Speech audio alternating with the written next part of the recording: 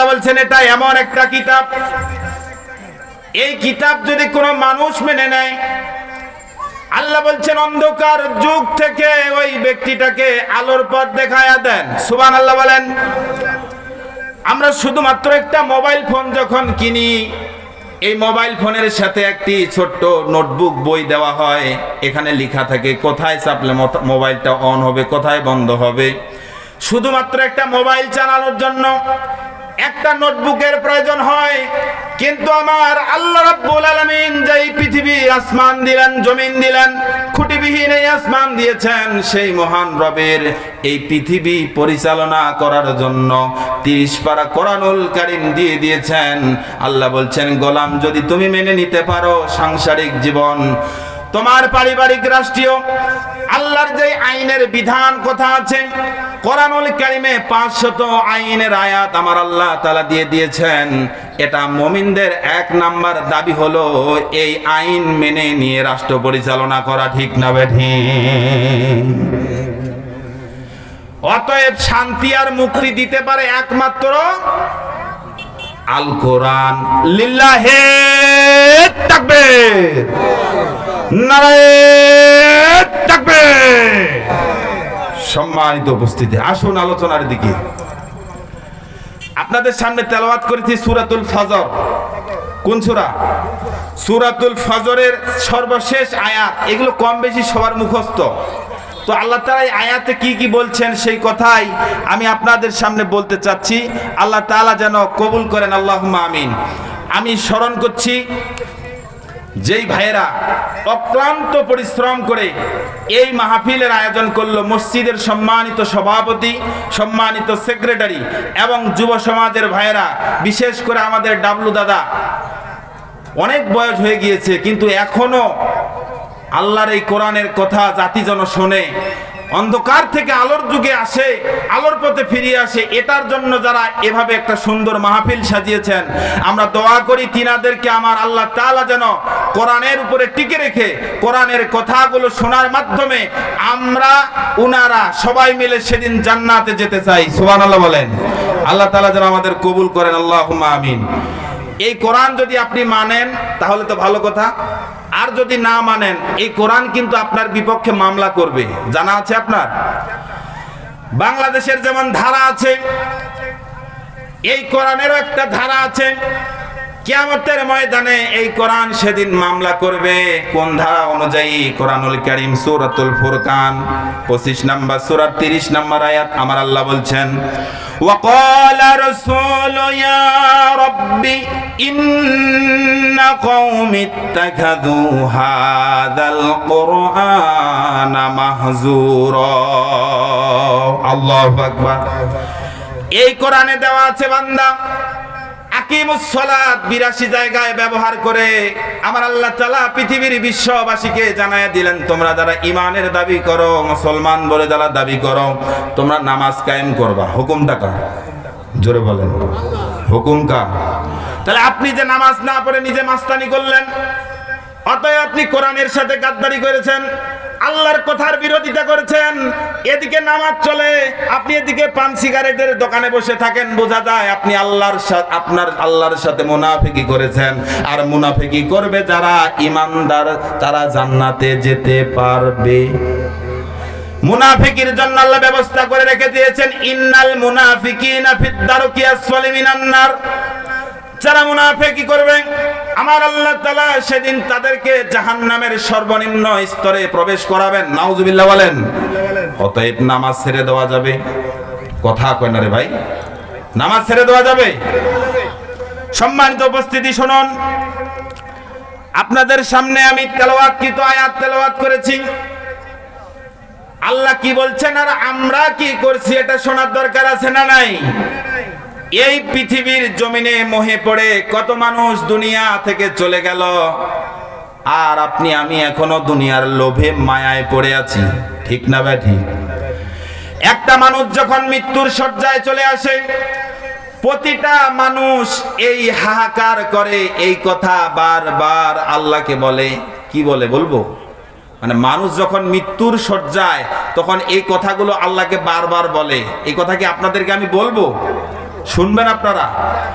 আল্লাহর কোরআন বলছেন সূরাতুল মুমিনুন, হাত্তা ইযা জা, আল্লাহ রাব্বুল আলামিন বলছেন লাআল্লি আমালু সালিহান ফিমা তারাকতু কাল্লা ইন্নাহা কালিমাতুন হুয়া কাইলুহা। আল্লাহু আকবার। মৃত্যু যখন মানুষের সামনে এসে দাঁড়িয়ে যায়, আজরাইল যখন দাঁড়িয়ে যায়, বারবার আল্লাহকে ডাক দিয়ে বলছেন লাআল্লি আমালু সালিহান ফিমা তারাকতু কাল্লা। ও মালিক, ও আল্লাহ, ও মহান রব, একটা বার সুযোগ দাও, সুযোগ দাও। কয়বার? জোরে বলেন। এটা কোন সময় বলবে কথাটা? মৃত্যুর সময়। কিসের সময়? আপনারা, আপনি, আমি একই এলাকার মানুষ, আমার কথা আপনারা বুঝতেছেন না? সহজ ভাষায় তো কথা বলতেছি। মৃত্যুর সময় যখন এসে যায়, মৃত্যুর সময় যখন এসে যায়, তখন এই মানুষগুলো, আপনি, আমি সবাই এই আত্মনাদটা করি যদি মুমিন না হই। লাআল্লি আমালু সালিহান ফিমা তারাকতু, ও আল্লাহ একটা বার যদি আপনি সময় দিন, আমি আর এই দুনিয়ার লোভে পড়ে যেই পাপ কাজগুলো করেছি এই পাপের দিকে আর যাব না। আল্লাহ তাআলা ডাক দিয়ে বলেন আব্দুর রহমান, 40 বছর 50 বছর হায়াতের জিন্দেগি দিলাম, এরপরেও কেন আরো হায়াত চাও? আল্লাহকে ডাক দিয়ে বলছেন লাআল্লি আমালু সালিহান ফিমা তারাকতু কাল্লা ইন্নাহা কালিমাতুন হুয়া কাইলুহা। আল্লাহু আকবার। আল্লাহ বলছেন এই যে মৃত্যুর সময় আসছে না, এখন যেই কথাটা বলতেছে এটা মিথ্যা কথা।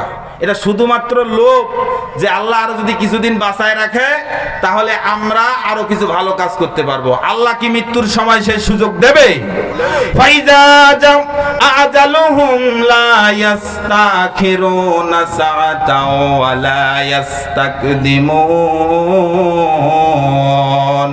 মৃত্যু যখন এসে দাঁড়িয়ে যাবে, 1 সেকেন্ড 1 মিনিট হেরফের হবে। জোরে বলেন। সম্মানিত উপস্থিতি, এই জন্য মৃত্যু আপনার আমার জন্য নির্ধারিত। আপনি যদি নামাজ পড়েন তারপরেও আপনার মৃত্যু হবে, আপনি যদি বেনামাজি হন তারপরেও আপনার মৃত্যু হবে, কিন্তু জায়গাটা হচ্ছে হাসরের ময়দান। কথা কয় না? আজকে মরলে কাঁদবে 2 দিন, পরের দিন কেউ কাঁদবে না। আজকে মরলে কাঁদবে 2 দিন, পরের দিন কেউ কাঁদবে না। যাদের জন্য করলা কামাই, মরলে তারা চিনবে না। ঠিক না বেঠি? যার পিছনে সন্তানটাকে ভালো খাওয়ার জন্য সুন্দরভাবে বিল্ডিং করে দিলেন, অন্যায়ভাবে সুদের উপরে টাকা লাগায়া সুদের টাকা দিয়ে সম্পত্তি করলেন, বোনের হক বোনকে বুঝাইয়া দিলেন না, নিজের নামে সব করে নিলেন, বোনকে ঠকাইলেন, ঘুষের টাকা লেনদেন করলেন, হারাম দিয়ে সম্পদ দিয়ে সাজালেন। কিন্তু আল্লাহ বলছেন, ও পৃথিবীর গোলাম, যেই কবরে যাবা এই কবরের যাওয়ার কফিনের কোনো পকেট নাই। ঠিক না বেঠি? অতএব যেই হারাম দিয়ে আপনি উপার্জন করতেছেন এটা দুনিয়ার জমিনে পড়ে থাকবে, কিন্তু আপনি যেই 3.5 হাত বডি আপনি সাজিয়েছেন, কতটুকু আমল করতে পেরেছেন, এই আমলের হিসাব সেদিন হবে। আর হারাম যেই উপার্জন করলো, সন্তানদেরকে ভালো কিছুদিন থাকবে, চলবে, এই জন্য হারাম আপনি খেলেন, এই হারামের পার্সেন্টেজ, আপনি বাবা দুনিয়া থেকে চলে গিয়েছেন, তারপরেও হারামের একটা পার্সেন্ট আপনার কবরে পৌঁছায় দেবেন। নাউজুবিল্লাহ। এই জন্য হারামের দিকে যাওয়া যাবে, সুদ খাওয়া যাবে। সম্মানিত উপস্থিতি, আমার আজকের আলোচনার পয়েন্ট হচ্ছে মাত্র 5টা মৃত্যুর, মানুষের মৃত্যু হবে 5 ধরনের। কয় ধরনের? এটা আপনার আমার পৃথিবীতে যত মানুষ আসবে, হিন্দু, বৌদ্ধ, খ্রিস্টান, মুসলিম, ইমানদার, বেঈমানদার, যতগুলো মানুষ দুনিয়ার জমিনে আসবে, এই 5টা মৃত্যুর ভিতরেই মানুষের মৃত্যু হবে। সুবহানাল্লাহ বলেন। এই 5টা মৃত্যু আপনারা কি শুনতে চান? শুনবেন আপনারা? একটু কথা বলেন আপনারা। লিল্লাহে তাকবীর, নারায়ে তাকবীর। 1 নম্বরে ইমানদারের মৃত্যু। কিসের মৃত্যু? এখন ইমানদার যারা আর বেঈমান যারা, তাদের মৃত্যু কি আর এক হবে? কথা কয় না রে ভাই। যারা নামাজ পড়ে আর যারা নামাজ পড়ে না, এই যে কনকনে শীতের ভিতরে ঠান্ডা চলিচ্ছে, এই ঠান্ডার ভিতরে যারা উজু করে ফজরের নামাজ পড়বে আর যারা লেপের ভিতরে কম্বলের ভিতরে ঘুমাবে, ওই ব্যক্তি আর এই ব্যক্তির মৃত্যুটা কি এক হবে? জোরে বলেন। এবার শুনুন, 5 প্রকারের মৃত্যু মানুষের হয়, যেটা আপনার আমার কাছ থেকে যেই মানুষগুলো বিদায় নিয়ে চলে গিয়েছে, কারো বাবা হারিয়েছে, কেউ মা হারিয়েছে, কেউ ভাই হারিয়েছে, কেউ আত্মীয় স্বজন হারিয়েছে, সবাই এই 5টা মৃত্যুর ভিতরে আবদ্ধ। 1 নম্বরের মৃত্যু ইমানদারের মৃত্যু। ইমানদারের মৃত্যুটা কেমন হবে?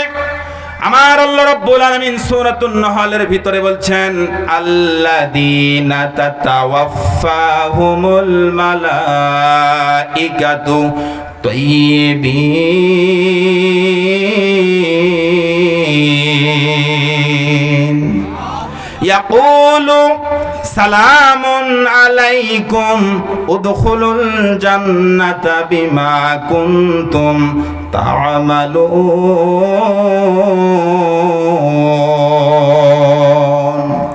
ইমানদারের মৃত্যু 1 নম্বরে আল্লাহ বলছেন, যারা মুমিন, ফজরের নামাজ পড়েছে, সুদের কাছে যায় নাই, বাবা মার সাথে সম্পর্কটা ভালো ব্যবহার করেছে, কোরআনের মাহফিলের কথা শোনার ব্যবস্থা করে দিয়েছে, যারা দুনিয়ার জমিনে মানুষের হক আত্মসাৎ করে নাই, মানুষের হক ফাঁকি দেয় নাই, এক কথায় যারা আল্লাহর উপরে ঈমান এনেছে। ইন্নাল্লাযীনা ক্বালু রাব্বুনাল্লাহ, যারা বলেছেন আমাদের রব, জোরে বলেন আমাদের রব, যিনি দিতে পারেন সব তিনি আমার রব, যিনি দিতে পারেন সব তিনি আমার রব। ঠিক কি না? পৃথিবী আল্লাহ বাদে কোনো আইনদাতা নাই। ইন্নিল হুকমু ইন্না লিল্লাহ, সৃষ্টি যার হুকুম চলবে তার। পৃথিবীতে লেনিন, কালমাজ, আব্রাহাম লিঙ্কনের আইন দিয়ে এই বাংলাদেশ ঠান্ডা করা যাবে না। ঠান্ডা যদি করতে চান, আল্লাহর এই কোরআনের দিকে তাকান। 500 আয়াত আমার আল্লাহ দিয়ে দিয়েছেন। জাতির মানুষেরা যদি এই কোরআন থেকে আইনগুলো মেনে চলে, দুনিয়াতে শান্তি, পরকালে নাজাতের ব্যবস্থা করে দিবেন একজন, তিনি কে? জোরে বলেন। সেই কোরআনের দেশ আমরা চাই কি চাই না? জোরে বলেন। আমরা এই দেশে অনেক কয়টা দল দেখলাম, সব দল দেখা শেষ। আগামীর দেশ আল্লাহর কোরআনের বাংলাদেশ। ইসলামী যদি রাষ্ট্র ব্যবস্থা হয়, ছোট্ট একটা সূচনা দিয়ে আমার পয়েন্টের দিকে যাচ্ছি। ইসলামী রাষ্ট্র যদি হয়, কেমন হবে সমাজ ব্যবস্থাটা? সেদিন মদিনার ভিতরে একবার অভাব দেখা দিল, অনটন দেখা দিল। বিশ্বনবী মুহাম্মদুর রাসূলুল্লাহ সাল্লাল্লাহু আলাইহি সাল্লাম বলছেন, আবু বকর, ওমর, ওসমান, আলী, ও বিলাল, তুমি ডানে বামে সব মানুষদেরকে জানায়া দাও, আগামীকাল ফজরের নামাজের পরে 5 কেজি জব, 5 কেজি আটা, 2 কেজি খেজুর, 2 কেজি করে তেল বাইতুল মাল থেকে দেওয়া হবে। তুমি জানায়া দাও, মানুষগুলো যেন সবাই চলে আসে। কথা কি শুনতেছেন আপনারা? এভাবে যখন মাইকিং করে দেওয়া হলো, এলাম জানিয়ে দেওয়া হলো, আগামীকাল মসজিদে নববীর কাছে আপনারা যাবেন, বাইতুল মাল থেকে গরিব মানুষদের ভিতরে বিতরণ করা হবে।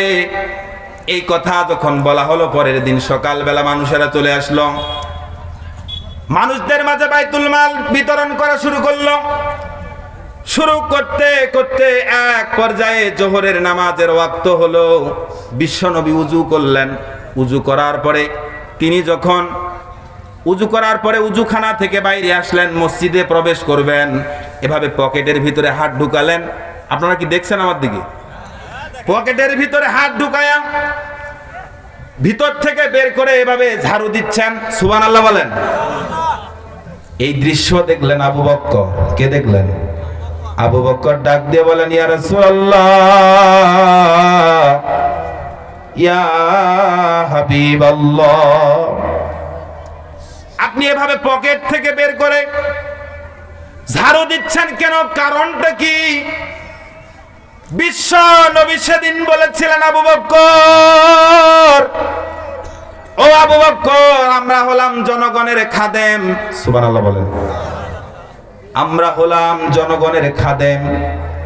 এই এতক্ষণ ধরে বাইতুল মাল থেকে যেই সম্পদগুলো আমরা এই জাতির মানুষদেরকে বিতরণ করলাম, না জানি মনের অজান্তে কখন এই খাদ্যের একটা দানা এসে আমার পকেটে পড়ে যায়। আর এই অবস্থায় যদি আমি রসুল নামাজ পড়ি, কিয়ামত পর্যন্ত নামাজ পড়লেও কোনোদিন নামাজ কবুল হবে না। ঠিক না বে ঠিক? জোরে বলেন। আর আমরা তো যেই নেতা দেখলাম, গরিব মানুষেরা না খেয়ে পড়ে থাকে, সরকার মাল পাঠায়, জায়গা মতো আসে না। এজন্য কোরআন বাদ দিয়ে আপনি যেদিকে যান শান্তি ভাইজান দিতে পারবে? তাহলে কোরআনের দরকার আছে না নাই? এজন্য আপনি কোরআনের আইন চান আর না চান, আর পৃথিবীর মানব রচিত আইন চান, নেত্রী চান, নেতা চান, ওটা আমার বিষয় নয়। যেই নেতা যেই নেত্রী আল্লাহর কোরআন দিয়ে রাষ্ট্র পরিচালনা করবে, আমরা সেই নেতা নেত্রীর সাথে আছি। ঠিক না ব্যাঠি? যেই বুবুজান আমাদের ছেলে চলে গেল, রংপুরের পুত্রবধূ, তিনি বলেছিলেন ক্ষমতায় থাকাকালে যদি আমরা আগামীতে মদিনার সনদ দিয়ে রাষ্ট্র পরিচালনা করব। রাজনীতির কথা ভাইজান এগুলো নিবেন না। আমি আপনাদের সন্তান, আপনাদের না কবতে কাদের কব? বলছিলাম যেটা এই স্বৈর শাসক বলেছিল, যদি আপনারা আমাদেরকে সমর্থন করেন, এই দেশ আমরা মদিনার সনদ দিয়ে চালাবো। আমরা আলেম সমাজ তো খুব খুশি। কিরে ভাই, মদিনার সনদ দিয়ে বাংলাদেশ চলবে, তো মারাত্মক ব্যাপার। কিন্তু আমরা পরবর্তীতে দেখলাম মদিনার মোদি আছে না আর নাই। এই জন্য বাংলার মানুষ মদিনার সনদ চায়, মোদির সনদ চায় না, বিধায় মামুর বাড়ি দিল্লি পালিয়ে গিয়েছ। রাজনীতির কথা না, বাস্তবতা মানতে হবে আপনার। তাহলে আগামীর দেশ কিসের দেশ? আল্লাহ বলছেন, নুরিদু আন্নামুন্না আলাল্লাযিনা, আমি আল্লাহ ওয়াদা করলাম যেই দলটা আগামীতে কোরআনের রাষ্ট্র পরিচালনা করতে চায়, সেই দলের সাথে আমি ওয়াদাবদ্ধ। সুবহানাল্লাহ বলেন, জোরে বলেন। সম্মানিত উপস্থিতি, পর্দার অন্তরালে আমার মা বোনেরা, লিল্লাহে তাকবীর, নারায়ে তাকবীর, লিল্লাহে তাকবীর। দ্বিতীয় বক্তার আগমন, লিল্লাহে তাকবীর। সম্মানিত উপস্থিতি, 5 প্রকারের মৃত্যুর কথা যেহেতু বলেছি, পয়েন্টগুলো শুধু বলি। দ্বিতীয় বক্তা এসেছেন। সম্মানিত উপস্থিতি, 1 নাম্বার মৃত্যু তাহলে কি হবে? ইমানদারের মৃত্যু। কিসের মৃত্যু? ইমানদারের মৃত্যু যখন হবে, আল্লাহ ফেরেশতা পাঠাবেন, ক্বালু সালামান, সালাম জানাবে। সুবহানাল্লাহ বলেন। আমার দিকে তাকান, আমার দিকে তাকান, আমার দিকে তাকান। তাহলে ইমানদারের মৃত্যু হবে, সালাম দিবে।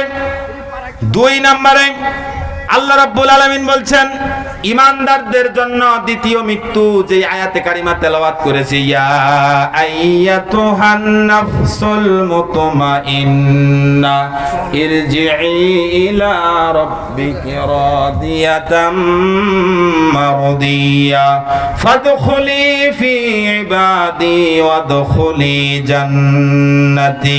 আল্লাহু আকবার। 2 নম্বরে ইমানদারের মৃত্যু সেদিন আহ্বান করবে, ইয়া আইয়াতুহান আইয়ুহান নাফসুল মুতমাইন্না, ও হে পবিত্র আত্মা, তোমার নামাজে খুশি, তোমার চলাফেরায় আল্লাহ খুশি, তোমার লেনদেনে আল্লাহ খুশি, আল্লাহ তোমাকে ভালোবেসেছে। সুবহানাল্লাহ বলেন।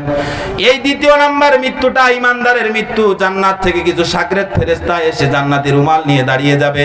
আসার পরে একটা পিপিলিকা টাস করে কামড় মারলে যেভাবে কষ্ট হয়, একটা ইমানদারের ঠিক তেমনি মৃত্যুর যন্ত্রণাটা হবে। টাস করে আত্মাটাকে উঠায়া নিয়া জান্নাতি রুমালের ভিতরে উঠায়া নিয়া আকাশের দিকে উঠতে থাকবে। সুবহানাল্লাহ।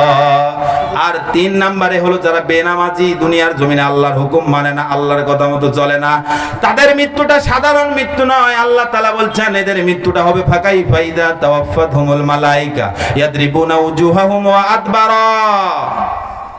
3 নম্বরে মৃত্যু হবে যারা বেনামাজি, নামাজ পড়ে নাই, এদের কাছে যখন মৃত্যু এসে দাঁড়িয়ে যাবে, ফাকাইফা ইযা তাওয়াফাতহুমুল মালাইকা ইয়াদরিবুনা, মারবে, প্রহার করবে। মারবে কোথায়? আল্লাহ এই কথাও বলে দিয়েছেন, উজুহাকুম, মুখে মারবে, ওয়া আদবারা, নিজের পিছে মারবে। এভাবে মারতে মারতে ফেরেশতা বারবার ডাক দিয়ে বলবেন, তোমার এই নাপাক আত্মা আমরা কবজ করতে চাই না, তুমি তাড়াতাড়ি বের হয়ে আসো। এভাবে বারবার মারবে, মারার পরে আত্মাটা বের হয়ে সেখান থেকে সেদিন নিয়ে যাবে। নাউজুবিল্লাহ বলেন। তাহলে কথা বললাম কয়টা? 3টা। আর থাকলে বাকি কয়টা? 2টা। দ্বিতীয় বক্তা এসেছে, আমি আর সময় নেব না, বলাটাও ঠিক হবে না। কিন্তু সম্মানিত মা বোনেরা পর্দার আড়ালে আছেন, তিনাদের উদ্দেশ্যে 2 থেকে 3 মিনিট কিছু কথা বলি, যেহেতু আমি আপনাদের এই সন্তান। মা বোনেরা আছে বাইরে, সম্মানিত মা বোনেরা, আপনার যেই পেট, এই পেটের মূল্য আমার আল্লাহর কাছে অনেক বেশি। এই পেট থেকে জন্ম নিয়েছেন নবী রাসূল, এই পেট থেকে জন্ম নিয়েছেন আব্দুল কাদের জিলানী রহমাতুল্লাহি আলাইহি। সুবহানাল্লাহ বলেন। আব্দুল কাদের জিলানীর বয়স যখন 5.5 বছর, সন্তানকে মক্তবে নিয়ে গেছেন। নিয়ে যাওয়ার পর হুজুরকে দিয়েছেন, হুজুর এই সন্তানটাকে আপনার কাছে দিলাম, কোরআন মুখস্থ করান। হুজুরকে যখন সন্তানটা বলল, বাবা তুমি আলিফ বলো। কি বলো? আলিফ যখন বলল, ওই সন্তানটা সেই আলিফ না বলে উল্টা ওস্তাদকে প্রশ্ন করলেন, ওস্তাদ এই আলিফ মানে কি বোঝায়? এখন হুজুর তো কয় আমি তো আলিফের অর্থ জানি না। তাহলে বাবা তুমি কি জানো? আব্দুল কাদের জিলানী 5.5 বছর বয়সে তিনি তখন বললেন, আমার মা আমাকে শিখিয়েছিল। কি শিখিয়েছিল? আলিফের অর্থ আল্লাহু লা ইলাহা ইল্লা হুয়াল হাইয়ুল কাইয়্যুম। আল্লাহু আকবার। অর্থাৎ আয়াতুল কুরসি সূরা বাকারার 255 নম্বর আয়াতে আমার আল্লাহ তাআলার গুণ এখানে 10টা বলেছেন। এই 10টা গুণ সেদিন ওস্তাদের কাছে শুনিয়েছিলেন। সুবহানাল্লাহ। এজন্য বলছিলাম, ওস্তাদ সেদিন তার মাকে বললেন, আপনার এই সন্তানকে কথা মনে হয় পড়িয়েছেন, আর আমার কাছে মনে হয় ট্রেনিং দিতে নিয়ে এসেছেন। সেদিন মা বলেছিলেন, না হুজুর আমি এই সন্তানকে কোথাও পড়াই নাই, কিন্তু আমার মন সাক্ষী দেয় আমার এই সন্তান যখন আমার পেটে ছিল আমি কোরআনুল কারীমের 18টি পারা মুখস্থ করেছিলাম। আমার মন সাক্ষী দেয় আমার এই সন্তান এই 18 পারা কোরআন মুখস্থ পেটের ভিতরে থাকতেই করে ফেলেছেন। সুবহানাল্লাহ। এই জন্য সম্মানিত মা বোনেরা, যদি আপনি সন্তান গর্ভে থাকা অবস্থায় নামাজ পড়েন, কোরআন তেলাওয়াত করেন, তাহলে আপনার ভিতর থেকে যেটা দুনিয়ায় আসবে সেই সন্তান হবে আব্দুল কাদের জিলানী। ঠিক না ভাই? ঠিক। আর যদি ওই শুধুমাত্র ওই স্টার জলসা জি বাংলা দেখেন, ও সন্তান যেটা আসবে ওটা হবে ডিপজল আর কালামানিক। কথা কয় না? সম্মানিত মা বোনেরা, আবু হুরায়রা থেকে হাদিস, একদিন হযরতে ফাতেমা রাদিয়াল্লাহু তাআলা আনহার বাসায় খাবার নেই, চুলা জ্বলে না। আলী রাদিয়াল্লাহু তাআলাকে জিজ্ঞাসা করা হলো, আলী, ও আলী, তোমার কাছে আমি জানতে চাই। সম্মানিত মা বোনেরা খুব খেয়াল করবেন, হাদিসটা সর্বোচ্চ 1 মিনিট।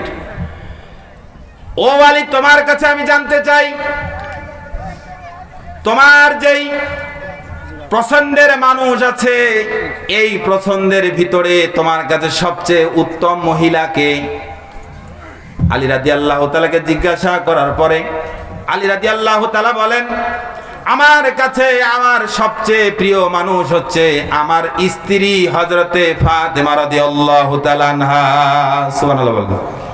জিজ্ঞাসা করা হলো, আলী কি কারণে তোমার ফাতেমা এত কেন তোমার কাছে জনপ্রিয়? কারণটা কি, বৈশিষ্ট্যটা কি?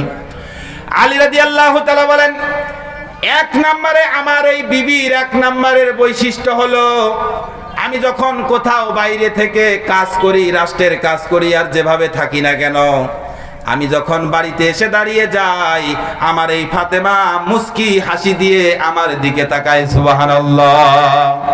এখান থেকে শিক্ষা নিতে হবে সম্মানিত মা বোনেরা, সব সময় স্বামীর সাথে ব্যবহারটা কেমন করা উচিত। সময় থাকলে আর বলতাম, কিন্তু আর যাব না ওদিক।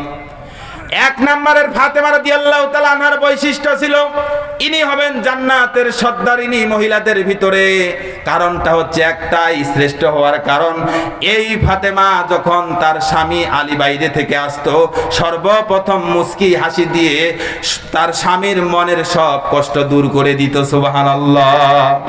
আবার জিজ্ঞাসা করা হলো, এই ফাতেমা আপনার কাছে এত ভালো হওয়ার কারণ কি? দুই নম্বরে তিনি বলেছিলেন, আমার এই বিবি যতই কষ্টে থাকি, যখন কোথাও থেকে আসি, আমাকে কোনো দিন বলে নাই অমুক বাজার খরচটা কেন আনো নাই। দুই নাম্বার। তিন নাম্বারের বৈশিষ্ট্য হলো, আমার এই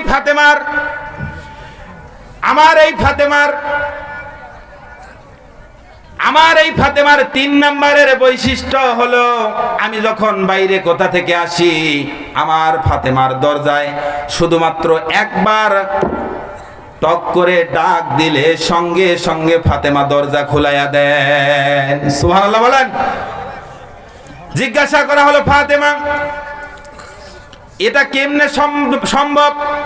একটা দরজায় টোকা মারলে সঙ্গে সঙ্গে আপনি দরজা খুলাইয়া দেন।